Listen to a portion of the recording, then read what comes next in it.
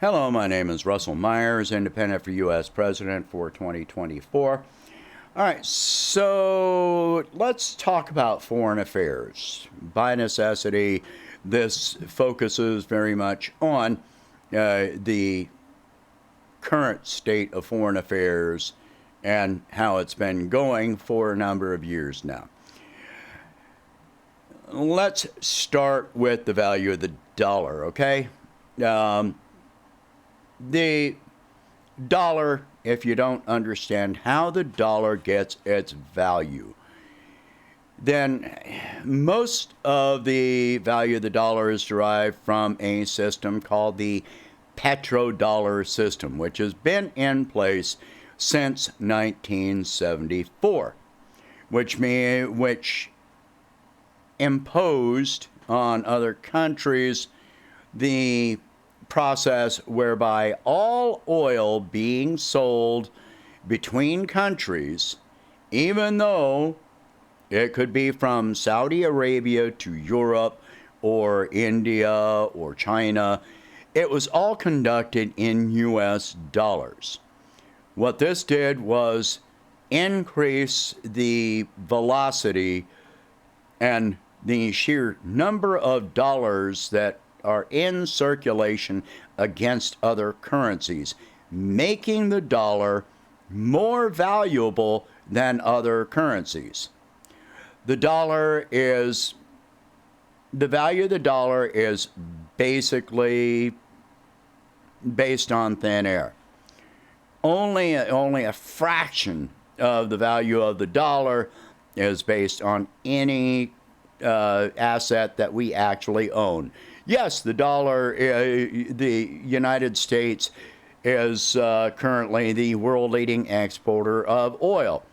But this is only because of sanctions and embargoes that have been imposed economically and militarily by the United States to suppress the oil being sold by other countries that we don't agree with. Iran, Venezuela, Russia. So, as of this time, India is buying oil, and China is buying oil from Russia in rubles. The fact is, Saudi Arabia is buying oil from Russia in rubles, turning around and selling it at a higher price. Very recently, Turkey just agreed to this same system. Sanctions that have been imposed by Europe on Russian oil and gas are being suspended, lifted, relaxed, something. That one is in flux. But the fact is that they are still buying Russian gas in rubles. China has made deals with Saudi Arabia and the UAE to buy oil also in yuan. What does this do to the petrodollar system? It removes a lot of the power to the petrodollar system. Meanwhile, as far as direct foreign affairs, earlier this year, Saudi Arabia, our president tried to call Saudi Arabia. Saudi Arabia wasn't picking up the phone. They didn't want to talk to us. Biden went and met with, Mohammed bin Salman, the whole fist bump thing. While he was campaigning, he declared Saudi Arabia a pariah state. And never mind the Washington Post reporter that was killed. We absolutely know, pardon me, that, all right, sorry about that. Had to pause for a second. My allergies really got me. We absolutely know that Khashoggi was kidnapped and killed by the Saudi regime, Mohammed bin Salman. All right, so in the past week or so, events which have occurred was Nancy Pelosi's visit to Taiwan, which is a part of China. It has been a part of China since 1948. The fact that the United States is acting as though Taiwan is a separate country, in spite of rhetoric, the behavior is as though Taiwan is a separate country, which it is not. This view, this behavior, puts us directly at odds with nearly every other country on earth. The UN has come out with a statement stating that Taiwan is part of China and is recognized as part of China. The response from China after this occurred is that China suspended some trade, some imports from Taiwan, and they stopped exporting natural sand to Taiwan. What is the importance of that? If you want silicon chips, guess what the source of silicon is? Sand, natural sand. Sand is silicon. If you want silicon chips, you have to have sand to make those chips. Contrary to what you hear all the time, Taiwan is not the leading exporter or manufacturer of microchips.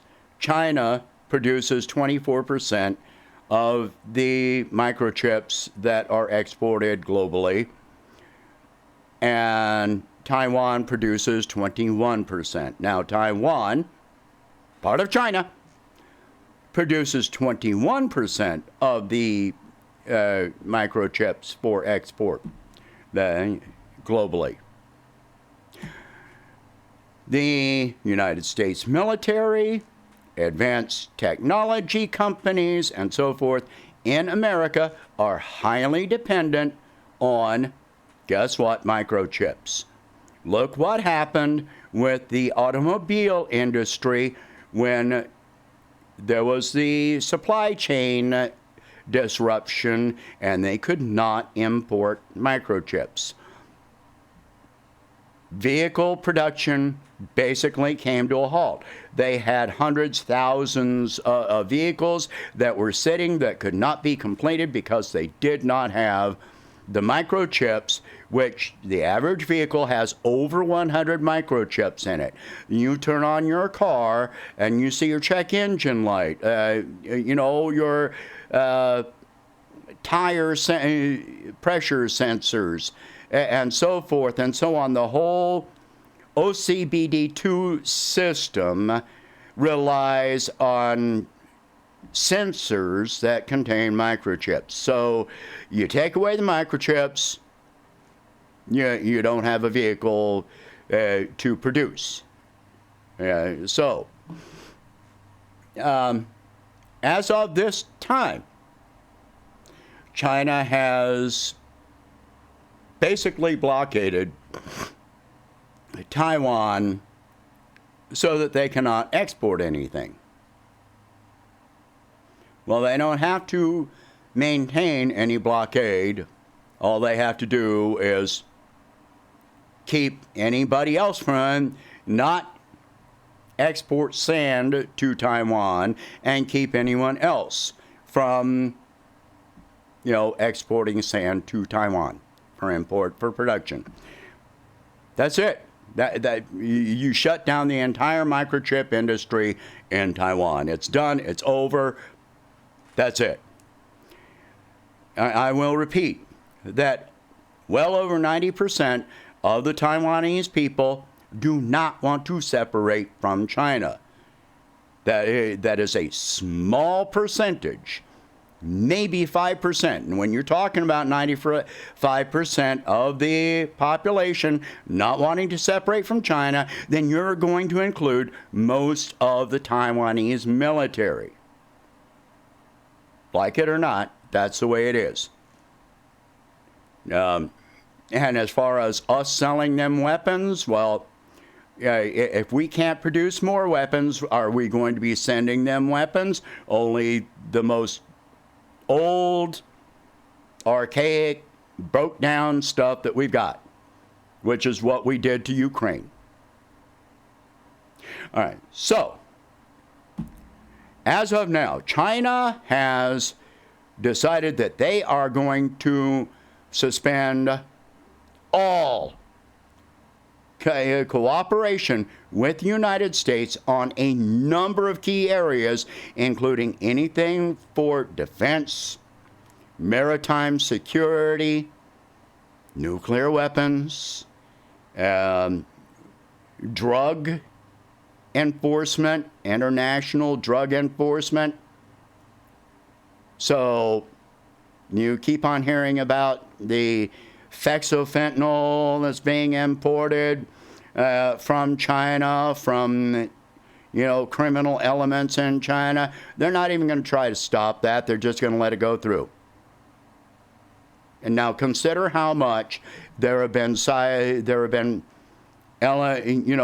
governments on two sides of the ocean that have been trying to stop this from happening. Well, now you've got one side, and it's the least effective side. You've got tens of thousands of containers stacked up on each side, on ports on each side of the country, waiting to get in, and retailers that are waiting for these shipments. Do you think that our inspectors are going to inspect all of those containers? They barely inspect 1 out of 100 now. So the floodgates are open. In addition, Russia has suspended all diplomatic ties with the United States as of this time.